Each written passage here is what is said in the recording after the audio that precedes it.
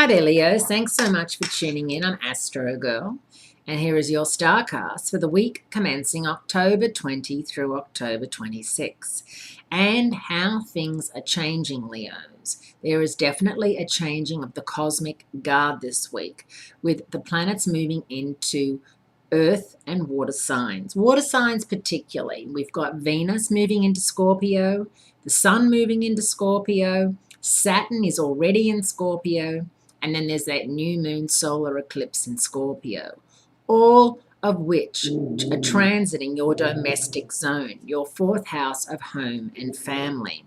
For those of you who are having issues with flatmates, issues with family members, issues with people that you share time and space with, there could even be issues with your neighbors if you live in like a building with people that are coming and going all the time. You've got to be really, really careful how you speak to people, because the matter can be cleared up really easily.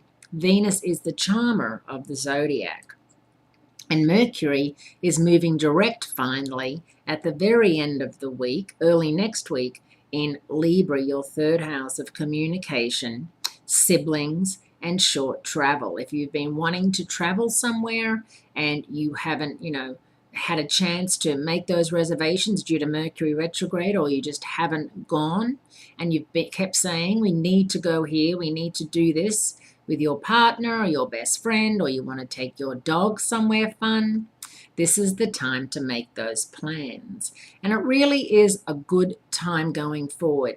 Mars in Capricorn is going to be interesting because Mars is at its happiest when it's in Capricorn, meaning that it's elated and meaning that it does the most good. And Mars in Capricorn is a very hard worker, and it's going to be in your sixth house of hard work, dedication, service to others, health and well-being.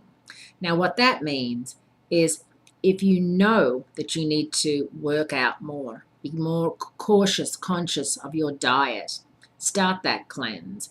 If you know that you need to work harder, maybe you've been skipping out early and, sliding in late, you know that you need to prove to your employer that you've got what it takes to be a reliable employee. If you want to start up your own business, this is a good time to start looking into that. Mars in Capricorn is very, very positive and hardworking, ambitious. The only downside is a tendency to be a bit of a control freak. So if you do feel you're heading that way, people will not react well to that. So just pull back a little.